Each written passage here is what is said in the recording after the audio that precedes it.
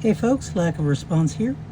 We are doing another round of the good, the bad, and the weird. We are still working out of the Orange and Pack case. Please excuse the background noise. That's just the air conditioner doing its proper job. Today we are looking at the Fox Knives Orbit, I think. I forget what the fuck this knife is called. I need Fox Knives Radius. There we go, that's the name. I just needed a minute. We're going to talk about the good, the bad, and the weird. We're going to get that case out of the way. The good being things I like about it. The bad being things I don't like about it. And the weird being things that are just unusual or different about it. And there's schmutz on that blade. Of course there are. There we go. Trying a different background. Let me know what you like better, the purple or the gray. Tell me down in the comments. Of course, we got to start with measurements and size comparisons in accordance with prophecy. I feel like this is another itty bitty guy. 3-inch blade, less than 7.5 inches overall. Not that much of a thing. Not a lot going on there. Here we go. Size comparisons. The large Sebenza 21.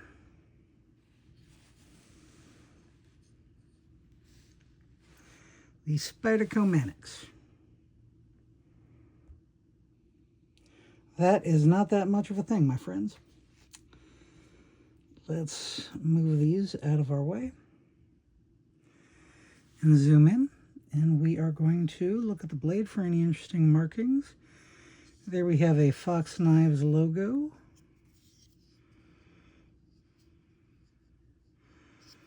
There we have the designer's logo. 13 out of 50.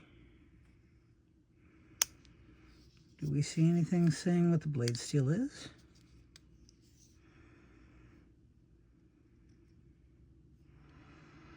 If you're seeing markings that indicate blade steel, you're doing better than I am. Because I'm not seeing them. I believe it was 20 CV when I bought this. Maybe it says in here somewhere. Where's our flashlight?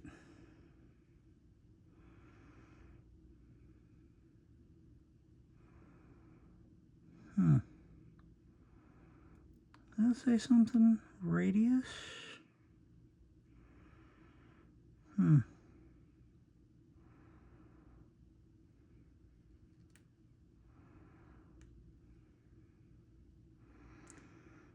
And I don't think that says the blade steel. That is. Where's our flashlight? I don't think that says the blade steel. Now let's zoom in closer and see if it'll tell us.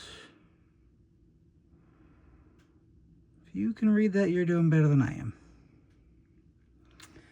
Okay, so there we go. We are going to talk about the good, the bad, and the weird of the Fox Knives Radius.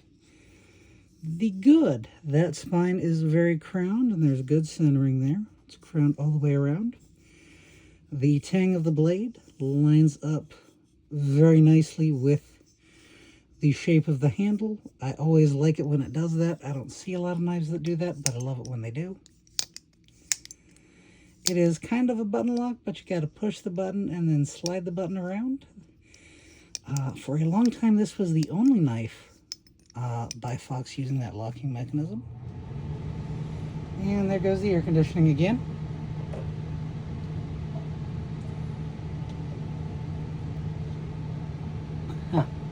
For a long time, this was the only knife from Fox Knives using that lock.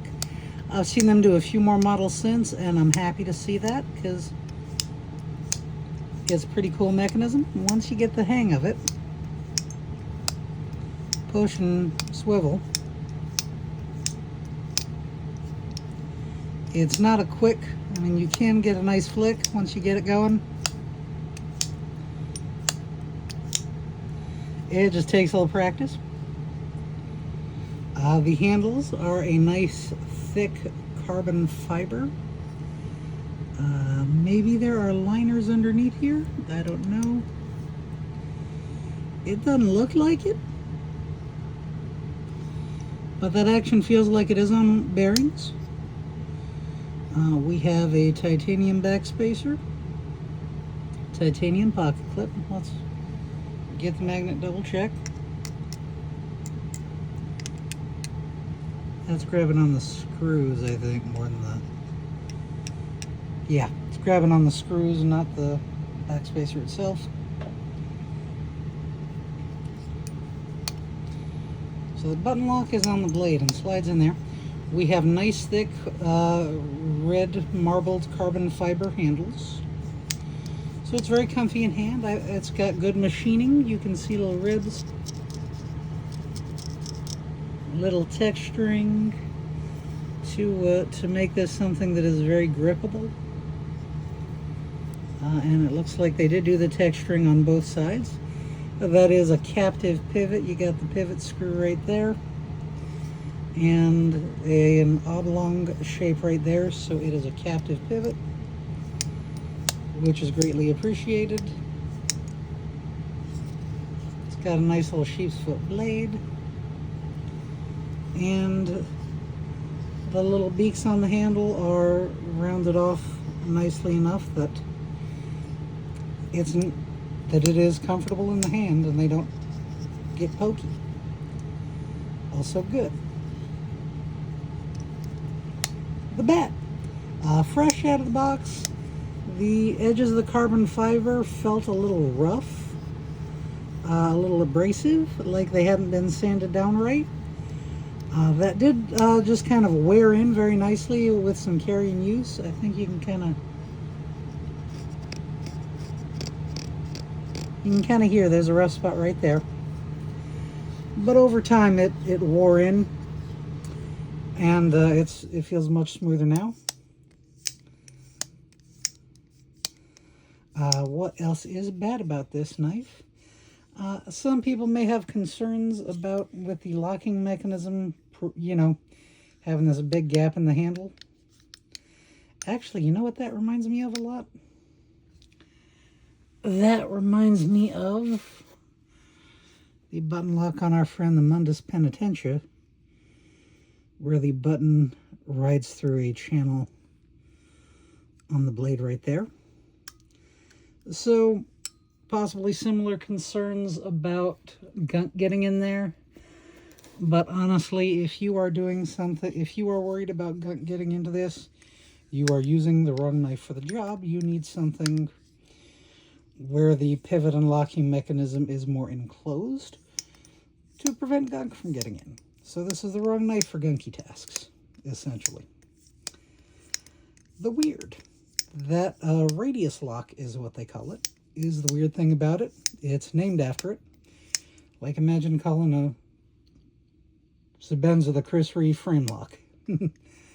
It would just...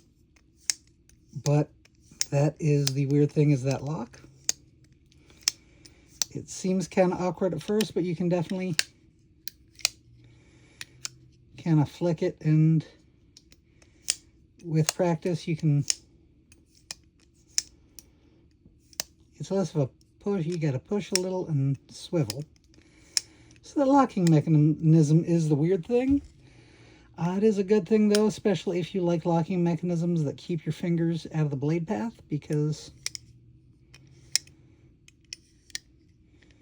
the only finger that's really moving around is my thumb when I actuate the lock, and then I can grip and close with all my fingers out the way. So that locking mechanism is the weird thing. I guess the size is kind of bad, given that it's so, like, impractically small again. I don't use small knives a lot. I feel like they're a little harder to wield because there's not that much room there. You either got to hang way back here and your pinky's hanging off, or choke up and you're right there by the blade. But if you wanted to do like a pinch grip like that, you'd be good. Or get your index finger out there like that, you'd be good. So maybe it's just that I don't use small knives enough to know a good way to grip them. but they always feel a little awkward in hand, so that's bad. But anyway, the good crown spine, unique mechanism, nice thick carbon fiber handles. The bed feels a little awkwardly small. Gunk can get into that mechanism if you are unwisely using this knife in a gunky task. And that locking mechanism is a little odd, and it takes some getting used to. That sums it up for the good, the bad, and the weird of the Fox Knives Radius. I want to thank everybody for tuning in. Please tell me what you think down in the comments. Again, let me know your choice of background material. We got the plain gray, which is that, or the purple. If you have a vote, let me know in the comments. Please like, share, subscribe. Stay tuned for more. Have a good one.